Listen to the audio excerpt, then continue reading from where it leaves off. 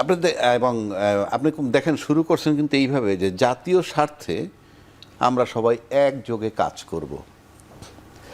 এই বক্তব্যের বয়স হলো 55 বছর, মানে বাংলাদেশ জন্ম হওয়ার পরের থেকে এই ডায়ালগ। আপনি আমাকে বলেন তো জাতীয় স্বার্থ মানে কি? প্রথম হলে দেশের জনগণের স্বার্থ দেখবেন, দলমত নির্বিশেষে সবার। এই বাংলাদেশে আমি পিছের 15 বছর যদি শুধু টানি, 57 জন বিডিআর হত্যা হয়েছে, আয়নাগর ছিল, বিনা বিচারে হত্যা ছিল, ক্রস ফায়ার ছিল, মেজর সিনার বুকে কিভাবে গুলি মারছে ছিল। আপনি সবই তো জাতীয় স্বার্থের সাথে সম্পৃক্ত।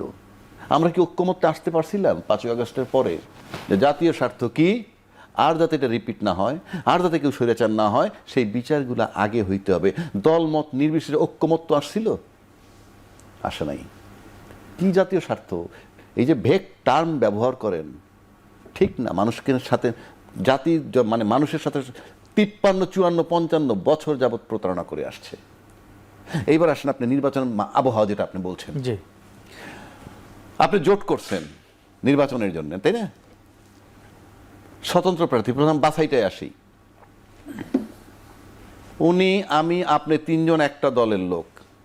আমরা নমিনেশন পেপার জমা দিছি 3 জনে।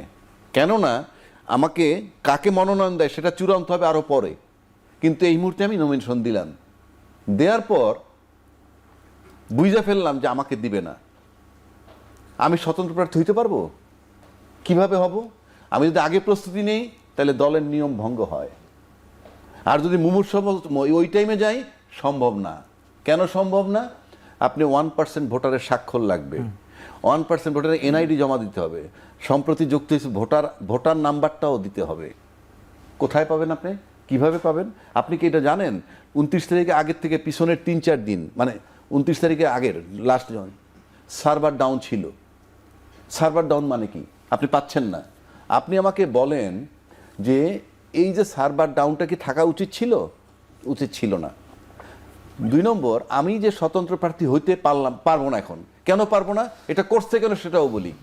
উনি দলের মধ্যে পপুলার একটা লোক, উনি যদি স্বতন্ত্র প্রার্থী হয়, কথার কথা বলছি, সে যদি ফেলও করে, সে ভোট কাটবে কার? তার যে প্রতিদ্বন্দ্বী, তার। এই সুকৌশলে এইটাকে বলে আইনিভাবে ইলেকশন ইঞ্জিনিয়ারিং একটা সিস্টেম রাখছে স্বতন্ত্র প্রার্থীর বেলায়। এবং আপনি স্বতন্ত্র প্রার্থীরা যে বাদ দিচ্ছে, কিভাবে বাদ দিচ্ছে? আপনি 3 লক্ষ ভোটার, 3000 লোকের স্বাক্ষর আনছেন, চট করে আপনাকে বলে দিল 2টা এনআইডি সঠিক না। আপনি কিভাবে ভেরিফাই করবেন? আপনাকে বাদ দিচ্ছে শুধুমাত্র আপনি ভোট কাটবেন বলে। 3 নম্বর আসেন, ভোট কাটবেন, কে দিচ্ছে বাদ? আরপিওতে সংশোধন করছে। এটা একটা ষড়যন্ত্র, ইঞ্জিনিয়ারিং। আপনি এখনই তাকাইলে দেখতে পারবেন প্রভাবশালী কারা রাজনীতিতে, তারাই করছে, তাদের সাথে আন্ডারস্ট্যান্ডিং করেই করছে। এইবার আসেন, ভোটটা গোপন ব্যাপার, ভোটটা তো আমার গোপন ব্যাপার। তা আমি যখন আমার এনআইডি জমা দিল, আমার পক্ষে স্বাক্ষর করলো 1000 বা 2000 বা 5000 লোকে, সব তো ওপেন হয়ে যাচ্ছে। বড় দল গিয়ে তার টুটি চেপে ধরবে, যারা যারা স্বাক্ষর দিল। ইয়েস। সুতরাং এটা কোনো সিস্টেম হতে পারে না, এটা কোনো গণতান্ত্রিক পদ্ধতি না। আপনি যখন আমার গোপনীয়তা নষ্ট করতেছেন in the name of RPO, এটা হতে পারে না, এটা সিস্টেম না। এটাকে আমি নির্বাচন করব, আমার অধিকার। ইফ আই এম পপুলার, আমি জিতবো অথবা আমি হারবো, ভেরি সিম্পল। এইবার আসেন জোট। কোন গণতন্ত্র জোট অ্যালাউ করে? আমরা 3 জন একটা দলের প্রার্থী, এই 3টা দল, এই 3 জনের বাদ দিয়া জোট বানাইয়া তৃতীয় একটা ব্যক্তিরে নমিনেশন দিলাম। নমিনেশন দিয়ে বললাম, আমাদেরকে বলা হলো তাকে ভোট দিতে। কোন বিধান? সে তো অন্য দলের, তার তো আইডিওলজি আমার সাথে মেলে না বলেই ভিন্ন দল। তাহলে আমাকে যে বলা হচ্ছে, আপনার সিস্টেমেটিক ওয়েতে আমি গণতন্ত্র ব্রেক করে যাচ্ছি। আপনি গণতন্ত্র ব্রেক করে গিয়ে গণতন্ত্রের দোহাই দিবেন, মানুষের সাথে প্রতারণা ছাড়া আর কিছুই না। জোট তো বাংলাদেশে দীর্ঘদিন ধরে হয়ে আসছে। জোটের সিস্টেম আছে, জোট তো ভারতেও আছে। আফটার ইলেকশন আপনি জোট করেন, না করছে কি আপনাকে? কিন্তু আপনি যে নির্বাচনের সিস্টেমটাই যাচ্ছেন। এরপরে আসেন, আবার এমনও আছে অন্য দল থেকে আইসা আমার দলে যোগ দিল। কেন? এটা জঘন্য, কারণ সে তার আইডিওলজিকে বিকাই দিয়েছে শুধু এমপি হওয়ার জন্য। আর যাই হোক, এই সমস্ত লোকের ট্রাস্ট করা যায় না। যেদিকে বাতাস সেদিকে পাল। রিটার্নিং কর্মকর্তাদের বাতাস এখন কোন দিকে বহিছে? আমি আপনার একটা সিম্পল কথা বলি আগে। বাংলাদেশ পলিটিক্স, আমি বিশ্বেরটা বলবো না, বাংলাদেশ পলিটিক্স কন্ট্রোল করে 3টা সেক্টর: ব্রোক্রেট, সিভিল হোক, মিলিটারি ব্যুরোক্রেসি হোক, আমলা হোক, ইত্যাদি ইত্যাদি একটা। আরেকটা হলো মিডিয়া, আরেকটা হলো বিজনেস কমিউনিটি। 3টা বড়। এবং রাজনীতিবিদরা এদের কাছে গুটি, কিচ্ছু না, কিচ্ছু না। রাজনীতিবিদ এদের কাছে গুটি। আপনি দেখেন প্রথম আলো যদি পত্রিকাটা ধরেন, আপনি আজকে যখন গ্রেনেড হামলা হয়েছে, ভাই সরার ভাই, গ্রেনেড হামলা হয়েছে, পুলিশ রিপোর্ট হয় নাই, পুলিশ তদন্ত নেই, কিছু হয় নাই, তার আগে প্রথম আলো বলে ফেললো এই গ্রেনেড হামলা করেছে তারেক জিয়া এবং খালেদা। প্রথম আলোতে কিভাবে এই কথাটা সে কিভাবে লিখলো? পুলিশ রিপোর্ট তো হয় নাই, তদন্ত হয় নাই, কিছুই হয় নাই, বলে ফেলছে। সেই কথাটা কি আজকে আমাদের সম্মানিত বিএনপির যে চেয়ারম্যান তারেক রহমান সাহেবের মনে আছে? নিশ্চয়ই নিশ্চয়ই থাকবে, থাকবে না কেন? কিন্তু আমি তো দেখলাম প্রথম আলো যে ওয়েলিংটা তাদেরকে শুরু করছে, এটা যেভাবে অ্যাকসেপ্ট করছে, আমি জানি না, আমি বিরোধিতা করছি না, আমি সিনারিও। তারেক রহমান সাহেব আজকে 25শে ডিসেম্বর আসছে, তার আসার আগ পর্যন্ত এবং সে যখন দেশ ছেড়ে চলে গেল, এই মাঝখানের সময়টায় কোনো পত্রিকায় তারে নিয়ে কোনো নিউজ হয়েছিল? সে দলটাকে কিভাবে টিকায় রাখছে, কিভাবে নিষেধাজ্ঞা ছিল আইনগতভাবে, হটেভার ইট থাকলো কেন নিষেধাজ্ঞা? সেই রাজনীতিবিদরা কোথায় ছিল? সমস্ত বিএনপির লোক তো এক তারেক রহমান ছাড়া সব তো এই দেশে ছিল। এইবার আসেন ওই যে যেদিকে পাল হাওয়া, সেটা বলছি। যেই বিজনেস কমিউনিটি তার খালেদা জি আর হাসিনার কাছে গিয়ে বলছিল পতনের আগে আগে, দয়া করে 3 মাস ব্যবসা করবো না মাননীয় নেত্রী, কিন্তু আপনার সাথে আমরা আছি, সেই লোকগুলো আবার যাচ্ছে তারেক রহমান সাহেব তাকে দেখা করতে যাওয়াটা অপরাধ না। আমি বলছি এই যে সেক্টরটা, বিজনেস কমিউনিটি, মিডিয়া, আপনি মিডিয়া দেখেন আজকে না, এই ব্যবসায়ীরা তো জামাত আমিরের সাথে দেখা করে এসেছিল। আমি সেটাই তো বলতেছি। এই যে পাল বললেন, এই যে মিডিয়া এখন যে কথাবার্তাগুলো বলতেছে, মিডিয়া, আপনি বলেন তো বিএনপির বিরুদ্ধে বা তারেক রহমান সাহেবের বিরুদ্ধে কোনো সমালোচনামূলক কোনো নিউজ আপনাদের কাছে আছে? উনি কি করলো এসে বললো, আমি কি বললাম, দ্যাট ইজ ইমেটেরিয়াল। কিন্তু কিছু ঘটেছে যে তারেক রহমানদের আমি ঘটেছে কি ঘটে নাই যদি বলেন, তাহলে আমি আপনাকে বলি। উনি বলছেন না আই হ্যাভ এ প্ল্যান, আপনাকে একবারও লিখছেন প্ল্যানটা জানতে চাই বা জনগণ জানতে চায়, কথার কথা বলছি, আপনি লেখেন নাই।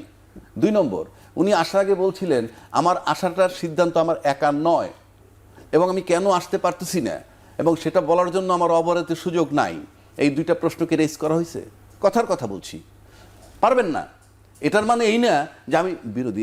আমি বলছি যে আপনি ফ্রিডম অফ স্পিচ বলতে যা বোঝায়, আমরা রিভার্স হয়ে গেলাম কেন?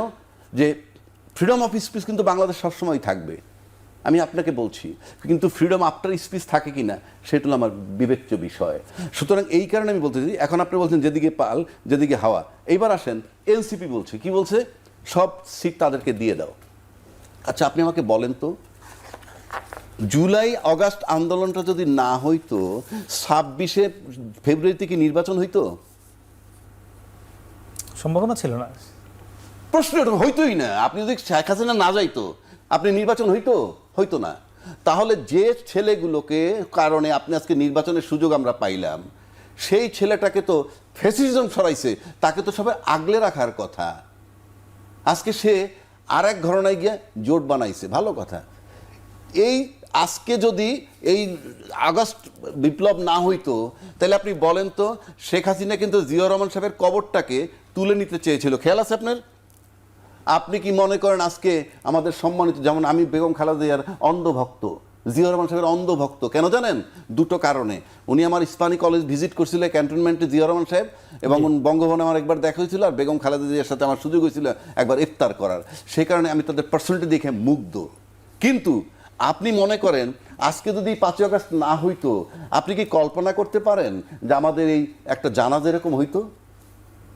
আপনি যদি এইগুলা মাথায় না রাখেন, আপনি বলেন বেগম খালেদা জিয়ারে যেই নির্যাতন শেখ হাসিনা করছে, তারপরে সম্মান দেখাইলে দেখেছে ইউনূস সাহেব এবং এই ছাত্ররা, আজকে যে দাফন যে জানাজাটা হয়েছে, এটা টোটাল সরকার বলেন এবং বিএনপিও মানে, বিএনপি তো কথা আমার, আপনি মানবেন, আপনি তাহলে তাকে অ্যাকসেপ্ট করতেছেন না কেন? আমার কথাটা ওখানে। অ্যাকসেপ্ট কেন করছেন? কোথায় সে জামাতের সাথে যার জোট করতে হইলো কেন?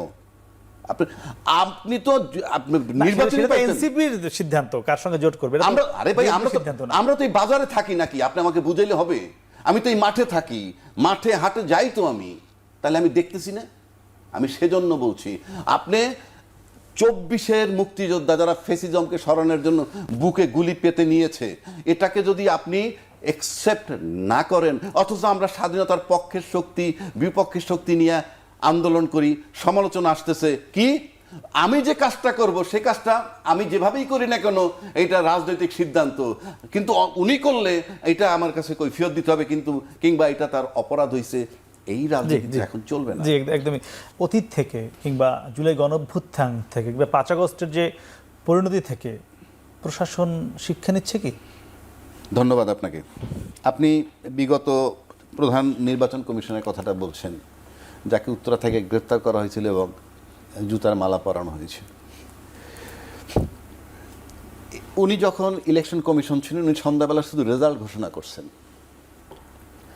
এবং আমি দামির যে নির্বাচন হয়েছে সেখানে আমরা দেখছি কত % ভোটার গেছে, কারণ নির্বাচন তো বিজয় সুনিশ্চিত, শুধু একটা ফলাফল ঘোষণা করছে। এই যে ফলাফল ঘোষণা করাটা, উনি তো একটা সাংবিধানিক পদ হোল্ড করতেন, এটাকে বলতে পারেন কি জানেন, আমরা মব বলি না, ওইটা ছিল সাংবিধানিক মব। আচ্ছা, সাংবিধানিক মব। তারপরে যারা ব্যাংক লুট করছে, মনে করেন বড় বড় ব্যবসায়ী, নাম বলার দরকার নাই, নাম বললে কি হবে, কারণ তারা অলরেডি শেল্টার পাইছে বাংলাদেশে। তারা যখন ব্যাংক লুট করছে, আমি কিন্তু একটু আগে বলছি, আমলা, মিডিয়া এবং ব্যবসায়ী, তিনের কাছে রাজনীতিবিদরা গুটি, অর্থাৎ ব্যবসায়ীরা ব্যাংকের থেকে টাকা লুট করে তার একটা অংশ রাজনীতিবিদ চালায়। এখন এই রাজনীতিবিদরা তাকে শেল্টার দিচ্ছে, ফলে রেজাল্টটা কী হয়েছে? রেজাল্ট হইল এই যে আপনি এই পুরনো বন্দোবস্ত থেকে ফেরত আসতে পারতেছেন না। আপনি আমলাদের কথা বলছেন, নির্বাচনটা করে কারা? জাস্ট আমলারা। মাঠে কিন্তু শুধু আমলা, ফলাফল ঘোষণা করবে আমলা, রিটার্নিং অফিসার আমলা, সব কিন্তু আমলা। নির্বাচনে কারচুপি করে কারা? সরকারের প্ররোচনায় করুক, কাজটা করে কিন্তু আমলা। কিন্তু যখন অঘটন ঘটে তখন পালায় রাজনীতিবিদ, তারা থাকে বহাল তবিয়তে। অর্থাৎ এই যে বন্দোবস্তটাকে তাদের টিকিয়ে রাখতে হবে। আমি আপনাকে চ্যালেঞ্জ করে বলছি, আনুপাতিক হারে যদি ধরেন 18 কোটি লোকের মধ্যে ব্যবসায়ী আছে, লয়ার আছে, সব আনুপাতিক হারে, গুলশানে প্লট, রাজুকের প্লট, সবচেয়ে বেশি আনুপাতিক হারে কাদের? আমলাদের। সবচেয়ে বেশি দুর্নীতিবাজ আমলাদের। আমি চ্যালেঞ্জ ছুড়ে দিচ্ছি, তাহলে কি করতে হবে? এই আমলাদের এটাকে বহাল রাখতে হবে। আবার এই আমলাদের বদৌলতে আমলাদেরকে ব্যবহার করে রাজনীতিবিদ যারা আসেন ক্ষমতায়, তারা ডিপেন্ড করতে হয় আমলাদের উপরে। এবং এর সঙ্গে যে মনোনয়ন যে যাচাই বাছাই হলো, তার সম্পর্কটা কোথায়? তারা কেন এইভাবে করলেন, প্রশ্ন কেন উঠলেন? ওইটা প্ল্যান করা, আপনি প্ল্যান করা, বললামই তো যে কে কার ভোট কাটবে, ওই যেটা একটু আগে বললাম যেটা। সুতরাং আপনি এখানে সবকিছু সুপরিকল্পিত, একটা ডিজাইনড ইলেকশন হতে যাচ্ছে। কেন আমি বলি, আপনি যদি ইলেকশনে কোনো ডিজাইন কি শুরু হয়ে গেছে না হবে? শুরু হয়ে গেছে তো বুঝেই যাচ্ছে। আপনি অনেক অনেক অনেক ক্যান্ডিডেট বাতিল হয়ে যাচ্ছে, যাদের বাতিল হওয়ার কথা না, এবং সম্ভাব্য যারা ক্ষমতা আসবে তাদের কোনো প্রার্থীতে কোথাও বাতিল হয় নাই, মানে সব নিখুঁত। সুতরাং আপনাকে বুঝতে হবে যে, আমি আপনাকে বলছি, আমাদের নির্বাচন যদি 60% ভালো হয়, শুদ্ধ পরিশুদ্ধ নির্বাচন যাকে বলি, 60% যদি নির্বাচন ভালো হয়, সামনে নির্বাচনটা বলতেছি আমি, তাইলে আপনি মনে করেন মাঠে হাড্ডাহাড্ডি লড়াই হবে। যদি 80% হয়, আরও লড়াই হবে। এবং এই লড়াইটায় কি হবে? সিঙ্গেল মেজরিটি কোনো দল পাইতে পারে, নিশ্চয়ই একটা দল তো সিঙ্গেল মেজরিটি পাবে, বাট 2/3 মেজরিটি যদি পাইতে হয়, আমি নিশ্চিত ইঞ্জিনিয়ারিং ছাড়া আপনি পাবেন না। 2/3 মেজরিটি নিতে হইলে, 2/3 মেজরিটি মানে 300-র মধ্যে 220-30টা নিতে হবে, তাহলে আপনার ইঞ্জিনিয়ারিং লাগবে। এবং এই ইঞ্জিনিয়ারিংটা করবে কেন? ওই আমলারা করবে কেন? তাদের পুরনো বন্দোবস্ত টিকায় রাখার জন্য, যাতে দুর্নীতি চাপা পড়ে আবার আসে। এবং এই এবার যারা ক্ষমতা আসবে, তারা আবার অতীতে যারা অপকর্ম করছে সেটা ঢেকে রাখবে, আবার এরা চলে যাওয়ার পর ওরা আসলে এদেরটা ঢেকে রাখবে। বন্দোবস্তের কারণে আমরা একটি কথা বলছিলাম যে ইএএসডির একটি জরিপ, যেখানে বিএনপিকে ভোট দিতে চান 70% মানুষ, জামায়াতকে 19% মানুষ, এনসিপিকে 2.6। এটি জরিপের ফলাফল। এরকম জরিপ আগে বেশ কয়েকটি হয়েছে। আপনার কাছে এই জরিপটি কি মনে হয়, একমত কিনা আপনি জরিপের সঙ্গে? আমি জানি না, নিউজটা সম্ভবত প্রথম আলোতে ছাপা হয়েছে। এটা একটা জরিপ, প্রথম আলো সহ অনেক জায়গায় ছাপা হয়েছে জরিপ। এই জরিপের অনেকগুলা বিষয় আছে এখানে। 1 নম্বর হলো 70% বিএনপিকে ভোট দিতে চায়। 70%, এটা কিন্তু মোট জনসংখ্যা না আনি, শুধু 12 কোটি ভোটার আনি। 12 কোটি ভোটারের 70% কিংবা জরিপে যারা অংশগ্রহণ করেছে তাদের, আমি তা বলছি না, এটার তো রেজাল্টটা দাঁড়ায় যে মোট ভোটারের। আপনি যে কয়জনই জরিপ করুক, 70% মানে তো টোটাল ভোটারের। তো 70% ভোটার ভোট দিতে চায় বিএনপিকে। গেল এক। দুই, পাশাপাশি এটার ভিতরে এটাও আছে 99.98, জি। মানে 99.98% লোক চায় মানুষ ভোট দিতে আগ্রহী, মানে এত পার্সেন্ট, অলমোস্ট 100% লোক ভোট দিতে আগ্রহী। 3 নম্বর আসেন, এটার ভিতরে আরও একটা আছে, 69% লোক বলতেছে আওয়ামী লীগকে নির্বাচনে অংশগ্রহণ করতে দিক। বিষয়টা কি দাঁড়াইলো তাহলে? পরস্পর বিরোধী। অর্থাৎ 100 জনের ভোটের মধ্যে 70টা ভোট বিএনপিকে দিবে। বাংলাদেশের ইতিহাসে তো দেখি নেই আমি। আর 99.98 মানে অলমোস্ট 100% লোক ভোট দিতে চায়। এটা আসলে কি জানেন? তার মানে আওয়ামী লীগের সবাই ভোট দিতে চায়, সেটাই। আমি সেটা বলছি না, সেটা এটা একটা ন্যারেটিভ তৈরি করা। অর্থাৎ ওই যে ম্যাডাম দিলারা বলছে যে একটা সাজানো নির্বাচন, অর্থাৎ অ্যারেঞ্জড ইলেকশন করতে যাচ্ছে, সেইটার বৈধতা দেওয়া।